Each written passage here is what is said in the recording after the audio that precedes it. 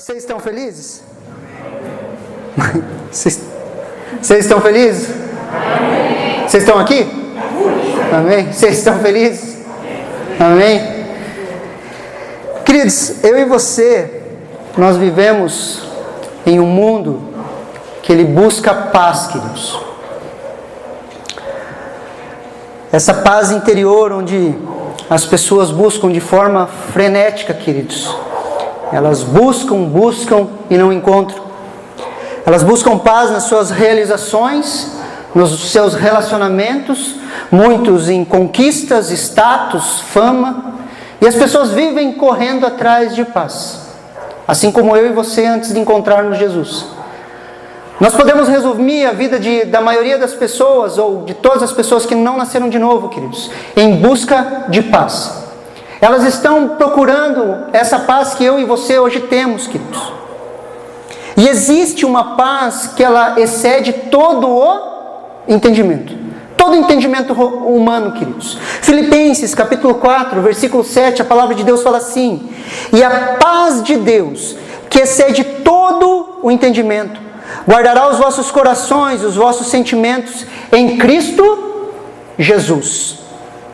Queridos, existe uma paz que vai além da nossa razão. Existe uma paz, queridos, que excede todo entendimento.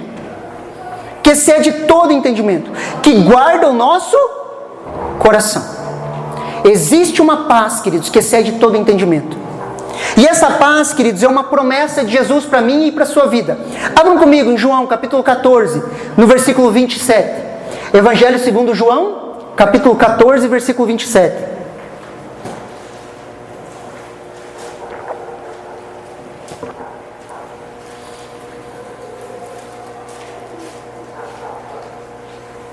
A palavra de Deus fala assim: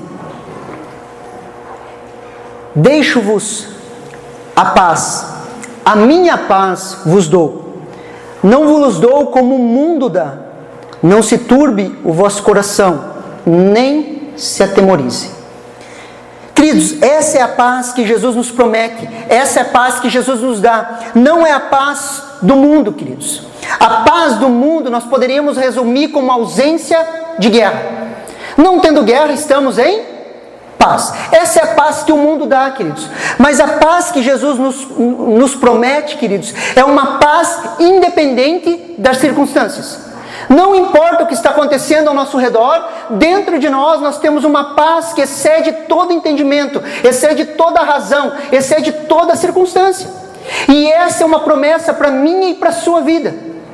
Posso ouvir um amém? Você compreende isso, queridos? Quando Deus foi chamado de Jeová Shalom, foi um chamado para a guerra. A primeira menção de Jeová Shalom, queridos, o Deus da paz, é um chamado para a guerra. Está lá em Juízes, versículo 6, Juízes, capítulo 6, versículo 24, a palavra de Deus fala assim: então Gideão edificou ali um altar ao Senhor e lhe chamou Deus é paz. E ainda até hoje está o altar em Ofrá. Consegue me entender? Lembra da história de Gideão? Lembra lá? Gideão estava malhando trigo, se escondendo. Eles estavam em um ciclo. O livro de Juízes é um ciclo. O povo se arrepende, depois ele volta a pecar. Daí ele cai, ele é preso e fica nesse ciclo. Depois ele se arrepende, vai. E o livro de Juízes vai em um looping, queridos. Toda hora voltando para os mesmos lugares. E Gideão se levanta como um dos juízes, queridos. E Deus chama ele para libertar o povo. Tanto é que ele olha para ele mesmo e ele fala: não dá, eu sou o menor da minha casa. E no meio de um chamado para uma guerra, queridos, onde Gideão seleciona 300 homens, queridos, para ganhar uma batalha impossível aos olhos humanos, ele edifica o altar e ele fala o quê? Jeová Shalom, o Deus da paz. O Deus da paz que me bota no meio de uma guerra.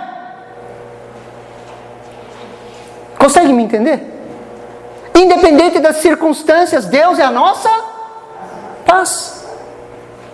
Essa é a primeira menção, queridos, do chamado, da palavra Shalom, queridos, apontando para uma das características do nome de Deus. A paz é um tema central no Novo Testamento. O reino de Deus se manifesta com o quê? Com paz, justiça e alegria no Espírito. Vemos isso em Romanos 14, versículo 17. Porque o reino de Deus não é comida nem bebida, mas justiça, paz e alegria no Espírito. A paz, queridos, é um dos gomos do fruto do Espírito Santo.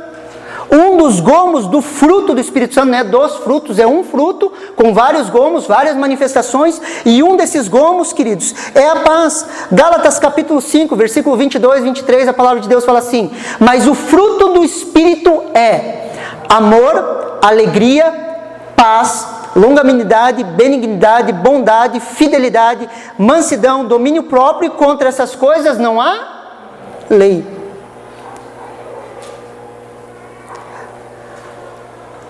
Quais são as primeiras palavras que fluem do coração de Jesus de novo, depois de ressurreto? Paz esteja convosco. Nós podemos ver em João capítulo 20, no versículo 19, ele vai falar: paz seja convosco. No versículo 21 ele vai repetir: paz seja convosco. No versículo 26 ele vai repetir: paz seja convosco.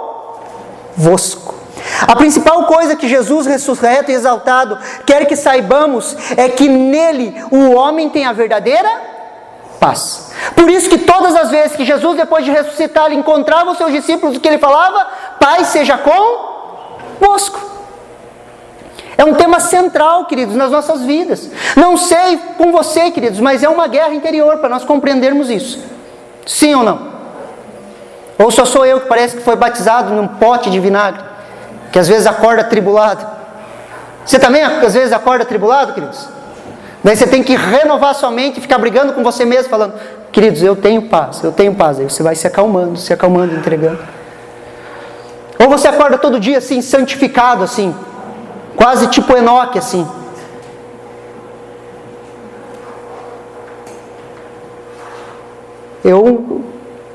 A Kelly não está aqui, mas ela pode comprovar isso. Eu não acordo muito crente, queridos. Tenho dificuldade de acordar cedo, e eu estou acordando todo dia cedo, faço minha devocional 6 horas da manhã. Mas quando eu acordo, queridos, eu vou me convertendo ao longo do dia, queridos. Porque o homem que acorda mal-humorado. Eu tenho mais facilidade de trabalhar à noite. De manhã cedo eu tenho que ir me convertendo ao longo do dia. No final do dia eu estou convertido, queridos. Daí as coisas acontecem. Amém? A obra de Jesus, queridos, reestabelece a paz. Eu gostaria que você prestasse muita atenção nesse ponto, queridos. A obra de Jesus, ela reestabelece a paz. O ser humano natural, ele é inimigo de Deus. Isso precisa ficar claro nos nossos corações. E eu gostaria que você abrisse em Romanos, capítulo 1, do versículo 29 ao 31. Romanos, capítulo 1, do 29 ao 31.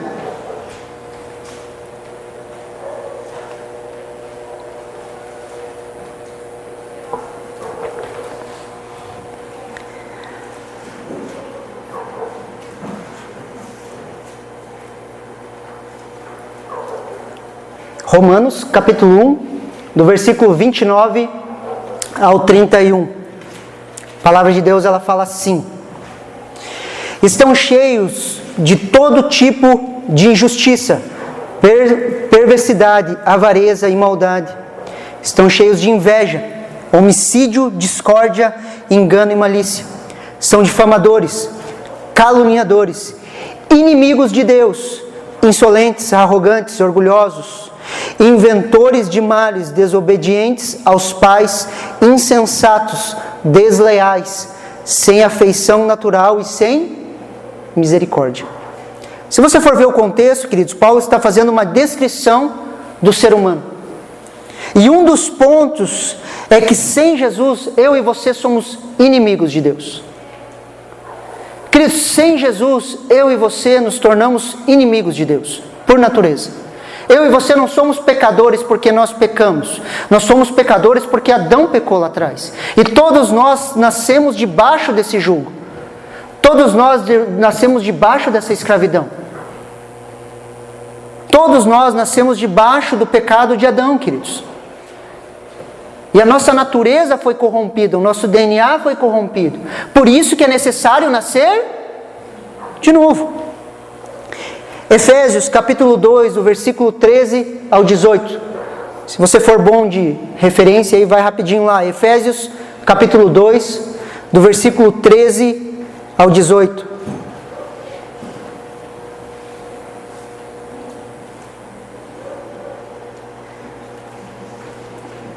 A palavra de Deus, ela fala assim: mas agora em Cristo Jesus, vocês que estavam longe, foram aproximados pelo sangue, porque Ele é a nossa paz. De dois povos Ele fez um na sua carne, derrubando a parede de separação que estava no meio, a inimizade. Cristo aboliu a lei dos mandamentos na forma de ordenância, para que dos dois criasse em si uma nova humanidade, fazendo a paz e reconciliando ambos em um só corpo com Deus, por meio da cruz, destruindo a inimizade por meio dela. E quando veio, Cristo evangelizou a paz a vocês que estavam longe, e paz também aos que estavam perto, porque por meio dele ambos temos acesso ao Pai em um só Espírito. Pelo sangue de Jesus, queridos, nós que estávamos longe fomos aproximados. Dos dois povos. Quais são esses dois povos? Os que estavam perto e os que estavam longe. Os que estavam perto, queridos, é o povo da aliança, os judeus. Tem algum judeu aqui? Descendente de judeu? Sim ou não? Então você estava longe, queridos. Você não participava das alianças. O povo judeu, eram dois povos, queridos. Presta atenção, é isso que Paulo estava falando. Haviam dois povos. Os judeus, o povo da aliança, aquele povo escolhido por Deus, predestinado por Deus, separado por Deus, chamado por Deus para serem reis e sacerdotes, um povo que serviria de modelo para as nações. Então existe esse povo que é o povo da aliança, o povo que estava próximo. E existe eu e você que somos gentios. Toda vez que você lê gentios na Bíblia, você fala, esse sou eu. Nós éramos gentios na carne, queridos, separados de Deus, separados da aliança, não tínhamos comunhão com Deus, éramos incircuncisos na carne. Aqueles que eram circuncisão nos chamavam de incircuncisão, e esse povo, o povo de Deus, era inimigo dos gentios, estava separado. Tanto é que no templo, queridos, existia um muro que dividia, que era o muro da inimizade. Flávio Joséfo fala sobre esse muro. Esse muro tinha mais ou menos 1,40 m, 13 colunas, pilares grandes, que separava os gentios, não poderiam entrar no templo por causa desse muro de divisão. E Paulo usa essa expressão para falar o quê? Que em Cristo Jesus ele derruba a inimizade desses dois povos, ele faz um só povo e reconcilia essa nova humanidade com Deus. Por isso que você não precisa usar kippah, você não precisa pegar as tradições judaicas para alcançar a Deus. Você não é mais abençoado ou menos abençoado se você tem raízes judaicas ou não. Porque desses dois povos ele fez um só povo, uma nova humanidade que se chama Igreja do Senhor Jesus. E essa nova humanidade ele religou com Deus, trazendo a reconciliação. E hoje eu e você, e nós que estávamos longe, agora estamos perto pelo sangue de Jesus. Ele é a nossa paz. Amém. Então amém aí, queridos. Isso é empolgante. As promessas de Abraão, queridos, tudo aquilo que Deus prometeu a Abraão, o pai da fé, aquelas promessas de Deus, queridos. Eu e você que éramos oliveiras bravas, fomos enxertados ali. A promessa de um povo, queridos. A promessa da restauração de uma terra prometida, queridos. Da nova Jerusalém que desce dos céus. Essas promessas estão sobre as nossas vidas. Por quê? Porque na cruz, Jesus destruiu a inimizade. E hoje nós temos acesso a Deus. Hoje eu e você não somos inimigos de Deus.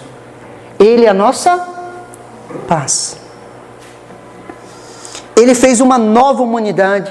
Jesus derrubou o muro de separação e dos dois povos fez um, trazendo a paz, reconciliando em uma nova criatura com Deus. Olha que interessante, versículo 15 desse texto de Efésios que nós lemos. Cristo aboliu a lei dos mandamentos na forma de ordenância, para que dos dois criassem em si uma nova humanidade, fazendo a paz e reconciliando ambos em um corpo com Deus, por meio da cruz, destruindo a inimizade por meio dela. Na cruz, Jesus destruiu a inimizade, queridos. E quando veio Cristo, evangelizou a paz a vocês que estavam longe, e paz também aos que estavam perto.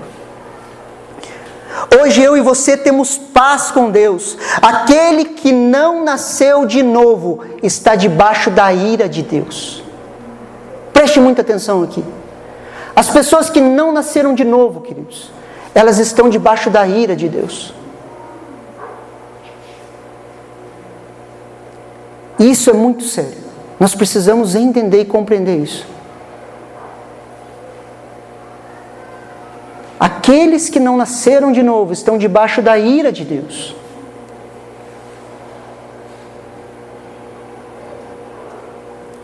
Isso deve gerar um temor no nosso coração e um desejo, queridos, de resgatar pessoas. De resgatar pessoas, pregar o Evangelho, trazer salvação. Isso precisa incendiar o nosso coração novamente.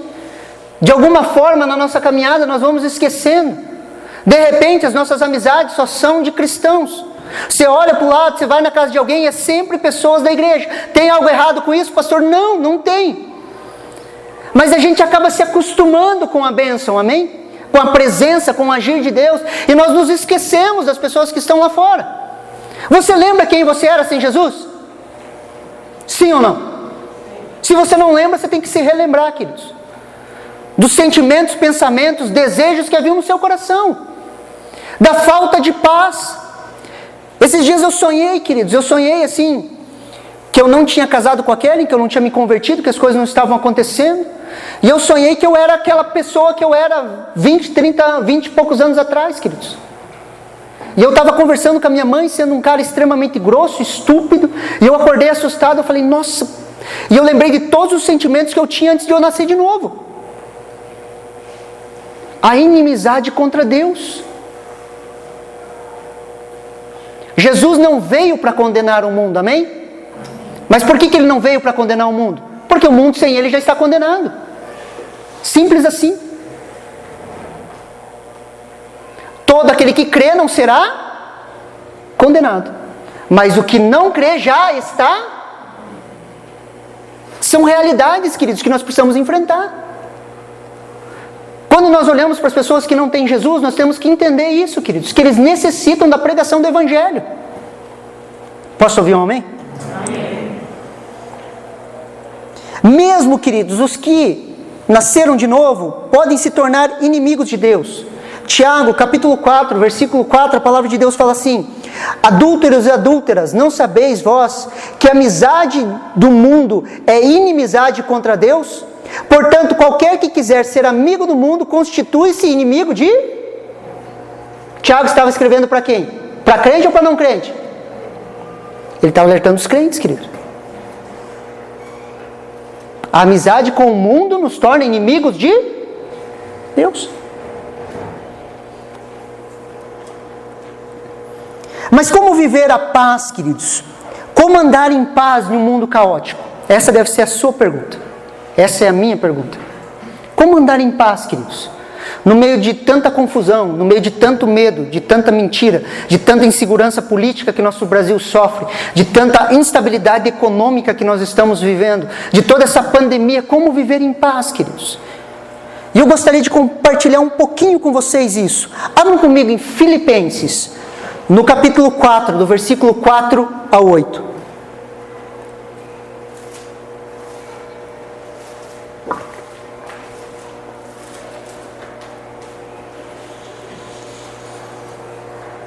Algumas instruções práticas. Paulo é extremamente prático, queridos, principalmente no final das suas cartas. Ele sempre coloca instruções práticas, queridos. Práticas que são, assim, você pode acordar amanhã de manhã e praticar isso. E o meu desafio para você é você praticar isso aqui que você está ouvindo. Olha o que a palavra de Deus fala. Filipenses capítulo 4, do 4 ao 8. Alegrai-vos sempre no Senhor. Outra vez vos digo, alegrai-vos. Seja a vossa moderação conhecida de todos os homens. Perto está o Senhor. Não andeis ansiosos com coisa alguma. Em tudo, porém, sejam conhecidas diante de Deus as vossas petições, pela oração, pela súplica, com ações de graça. E a paz de Deus, que excede todo entendimento, guardará o vosso coração e a vossa mente em Cristo Jesus. Finalmente, irmãos, tudo que é verdadeiro, tudo que é respeitável, tudo que é justo, tudo que é puro, tudo que é amável, tudo que é de boa fama, se há alguma virtude, se há algum louvor, se algum louvor existe, se seja isso o que ocupe os vossos pensamentos. O que também aprendeste, recebeste, ouviste e viste em mim, isso praticai, e o Deus da paz será convosco. Amém? Primeiro ponto ali, queridos, alegrai-vos no Senhor. E Paulo repete, outra vez vos digo, alegrai-vos. Queridos, devemos nos alegrar em Deus, encher o nosso coração com a alegria da salvação. As manifestações do reino de Deus, queridos, são paz, justiça e alegria no Espírito Santo. Não é alegria na alma, queridos. Muitas vezes nós tentamos buscar alegria na nossa alma, queridos. E a nossa alma é muito instável. Às vezes ela está lá em cima, às vezes ela está lá embaixo, às vezes ela tem expansão de explosões de ira. A nossa alma é muito instável. Por isso que a alegria, ela brota e nasce no Espírito, queridos. E ela brota no Espírito, na comunhão com Deus, enche a nossa alma e reflete no nosso corpo.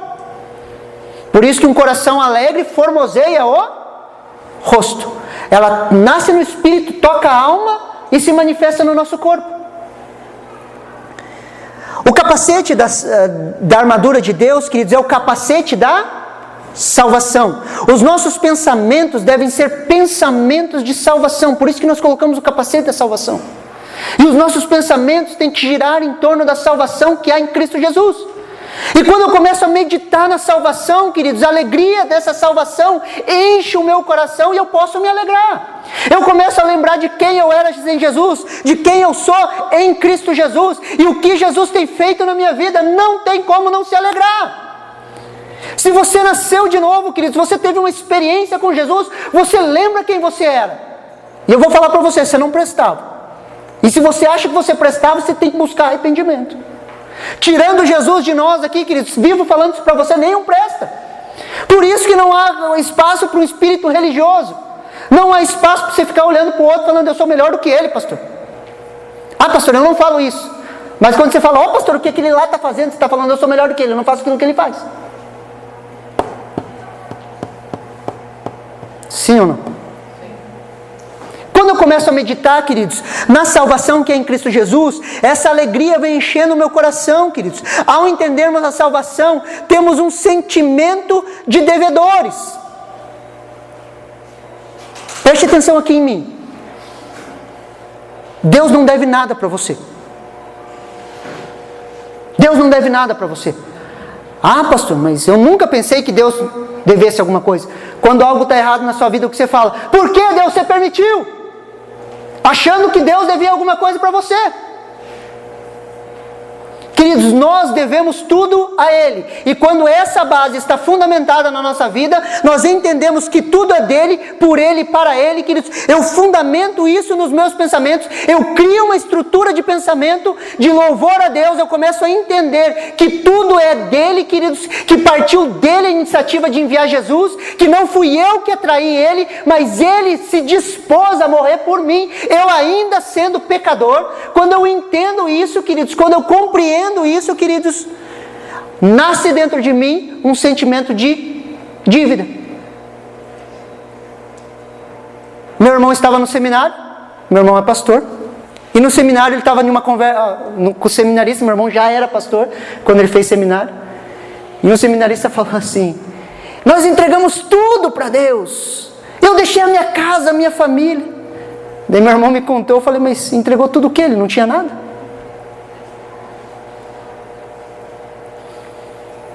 O que nós podemos dar ao Deus que tem tudo? A gente canta e não medita no que a gente canta. Consegue me entender?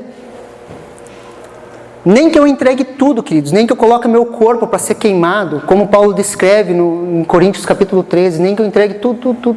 Se não tiver amor, queridos, nada vai valer. Eu nunca vou alcançar aquilo que Jesus fez na cruz. Deus nunca vai me dever nada.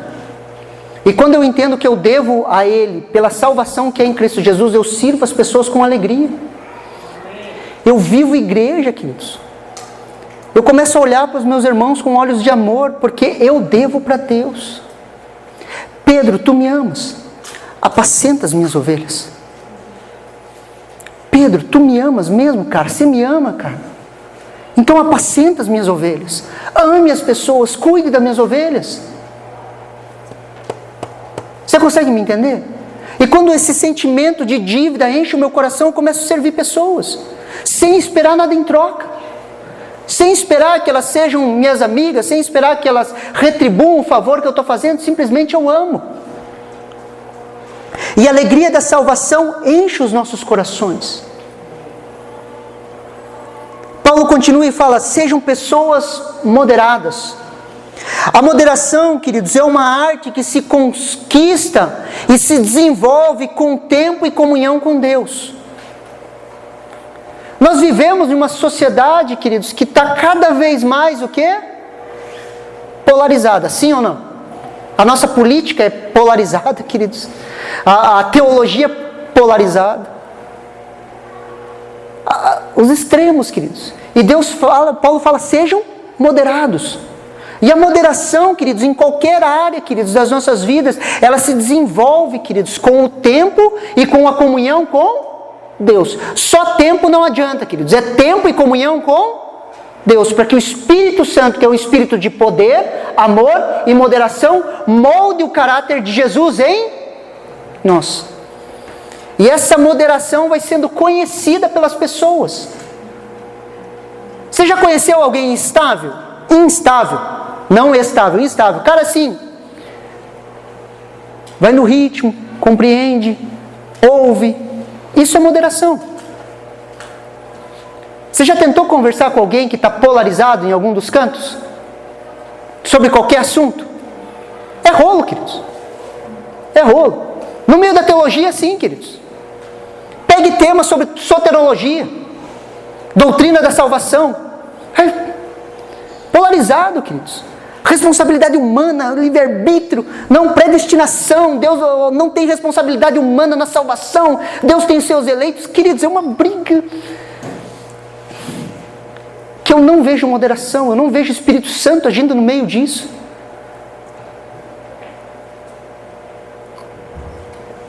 Pastor, você é contra o estudo da teologia? Não, queridos, não sou contra. Eu sou contra as polarizações, as brigas, as discórdias. Você consegue me entender? Que seja a vossa moderação conhecida dos homens. E quando nós começamos, queridos, saímos desses extremos, queridos, o Espírito Santo, que é um Espírito de poder, amor e moderação, ele vai nos levando ao caminho da paz.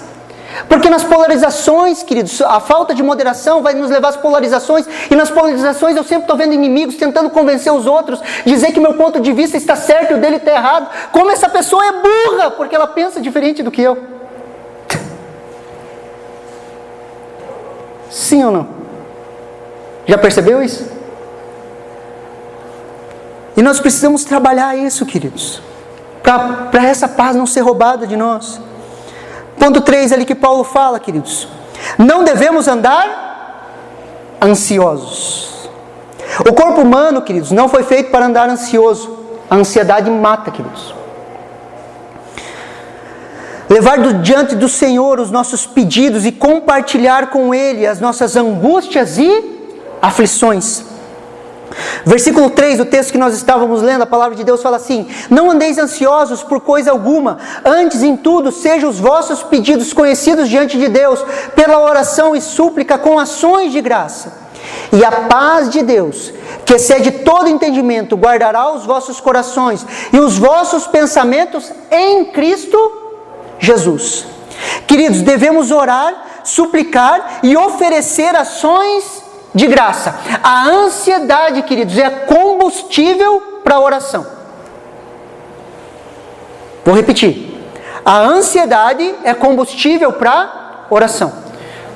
Quando você está ansioso, preocupado, queridos, o que é isso? É Deus te chamando à oração.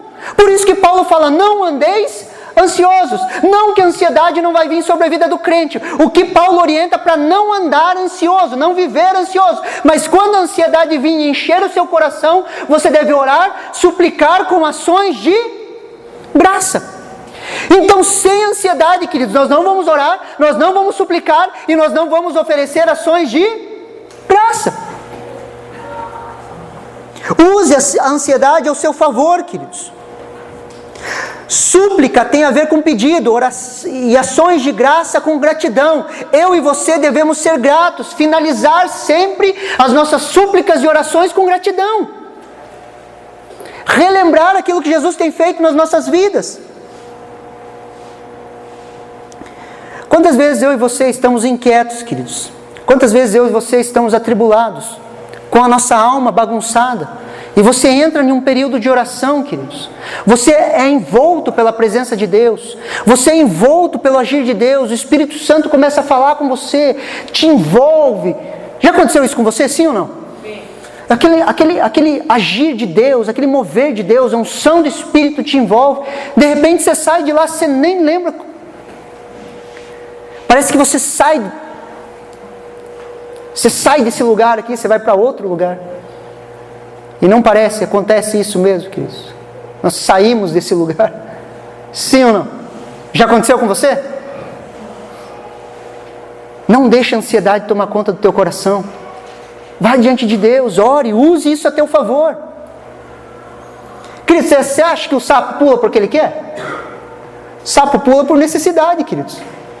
E às vezes a ansiedade vem no nosso coração para quê? Para a gente dar os nossos pulos. Para a gente ir para a oração. Estar diante de Deus em oração. Mas como fazer a manutenção dessa paz? Ok, podemos guerrear por isso. E como fazer a manutenção dessa paz? Comandando os nossos pensamentos. Administrando bem os nossos pensamentos. Comandando os nossos pensamentos. Paulo coloca uma lista do que devemos pensar, queridos. Os pensamentos, eles geram sentimentos, queridos. Primeiro pensamos, depois sentimos. Ah, pastor, é impossível controlar o pensamento. Você nasceu de novo, queridos. Você já não é mais guiado pelos teus pensamentos. Você pode escolher, queridos, os seus pensamentos, assim como você escolhe produtos na prateleira de um supermercado. Esse eu quero e esse eu não quero. Gestão dos nossos pensamentos, gestão daquilo que nós pensamos. É possível isso, pastor? É.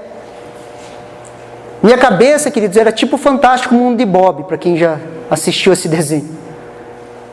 Quando eu me converti, até minha cunhada esses tempos deu testemunho aqui, um amigo meu, eu ganhei ele para Jesus, hoje ele é professor no Seduca, em um dos maiores colégios por princípio, aqui de Curitiba. Ele se tornou um mestre na palavra de Deus e professor, ele é professor de biologia. E ele lembrou disso em uma devocional. Quando eu me converti, queridos, minha cabeça era uma bagunça. E eu ficava falando a palavra de Deus, igual um louco na rua. Falando assim, não, isso não vem de Deus. E eu andava com meus amigos e falava, o que você está fazendo aí? Não, estou aqui falando comigo mesmo. Ficava falando sozinho, igual louco. Falando sozinho, falando a palavra de Deus. E isso não é verdade. Eu sempre, meus amigos falavam, você é muito pé no chão, você é muito razão. Nunca conheci alguém tão pé no chão. Queridos, não é que eu era pé no chão, eu era pessimista mesmo. Lady Murphy, se tinha algum motivo para dar errado, ia dar errado. E quando a palavra da fé, ela bate no nosso coração, queridos, assusta. Deus começa a falar, eu vou te levantar, eu vou agir através da sua vida. E Deus começa a falar, queridos, eu vou te abençoar na tua área financeira, profissional. E Deus começa a trazer sonhos, não foi assim com você? Deus começa a mostrar objetivos, aquilo que Ele quer fazer em você e através de você. E você começa a achar que é loucura. Daí você precisa ficar falando a palavra de Deus. Fale a palavra de Deus, queridos. Paulo fala assim no versículo 8, finalmente, irmãos, Tudo que é verdadeiro, preste atenção aqui, tudo que é verdadeiro, tudo que é respeitável, tudo que é justo, tudo que é puro, tudo que é amável, tudo que é de boa fama, se há alguma virtude, se há algum louvor, seja isso que ocupe os vossos pensamentos. O que também aprendeste, recebeste, ouviste, viste em mim, isso praticai, e o Deus da paz será convosco. E essa é a nossa guerra. Ela acontece dentro da nossa mente. Queridos, estamos em guerra, em um combate constante. Por isso que eu falo para vocês, volto a repetir, as coisas de Deus não acontecem de forma automática nas nossas vidas. Elas não acontecem de forma automática. Você precisa guerrear espaço na sua mente, pensamento por pensamento, espaço por espaço. Se a batalha na mente, existe uma guerra na minha e na sua mente, nós precisamos conquistar o território. E temos que conquistar passo a passo, pensamento a pensamento, desfazendo sofisma, desfazendo fortalezas, nos expondo à palavra de Deus, à ministração, ao discipulado, ao entendimento, assim como Paulo falou, aquilo que vocês viram, ouviram e receberam de mim, isso pratiquem. Romanos capítulo 12, versículo 2, um texto muito conhecido. E não vos conformeis com esse mundo, mas transformai-vos pela renovação da vossa mente, para que experimente qual que seja a boa, agradável e perfeita vontade de... Eu só vou experimentar qual que seja a boa, agradável e perfeita vontade de Deus se eu renovar a minha...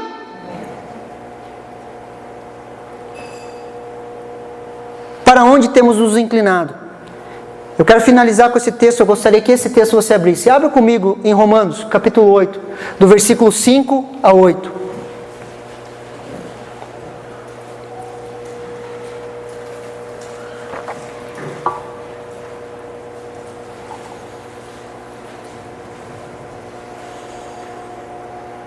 Olha que interessante que a palavra de Deus fala. Romanos, capítulo 8, versículo 5 a 8. Porque se inclinam para a carne, cogitam das coisas da carne. Mas os que se inclinam para o Espírito, das coisas do Espírito. Porque o pendor da carne dá para a morte, mas o pendor do Espírito para a vida e paz. Versículo 7. Por isso o pendor da carne é inimizade contra Deus, pois não está sujeito à lei de Deus, nem mesmo pode estar. Portanto, os que estão na carne não podem agradar a Deus. Nossa batalha da mente, queridos, nós podemos nos inclinar para as coisas da carne ou nos inclinarmos para as coisas do Espírito. Os pensamentos da carne ou os pensamentos do Espírito. O penhor, queridos, o penhor, se inclinar para a carne produz morte. Se inclinar para o Espírito produz o quê? Vida e paz. Vida e paz. E nessa guerra, queridos, nós estamos guerreando entre fé e incredulidade. Se inclinando para a carne, a incredulidade, ou se inclinando para o Espírito, fé. Para aquilo que eu creio. Para aquilo que Deus disse. Para aquilo que Deus é. Essa inclinação traz em suas consequências, inclinação para a carne, morte, inclinação para o Espírito, vida e paz. Quando nós renovamos a nossa mente e nos inclinamos para o Espírito, nós colhemos vida e paz. E a paz que excede todo entendimento guardará os vossos corações. Paz na Bíblia, queridos, não é uma paz com ausência de guerra. É uma paz mediante a guerra. É uma paz conquistada pela guerra. O termo paz, queridos, no grego, é paz mediante a guerra, por imposição militar. Você consegue me entender? A paz que excede todo entendimento, ela não vem de forma automática, mas ela vem mediante a guerra, queridos. A guerra que é dentro de nós, nos nossos pensamentos, quando nos inclinamos para as coisas de Deus. E eu quero te desafiar, queridos, a guerrear por essa paz. Para que essa paz que excede todo entendimento guarde o seu coração. E você possa crescer, amadurecer e ministrar pessoas. Amém? Você recebe essa palavra no seu coração? Vamos nos colocar em pé, vamos orar?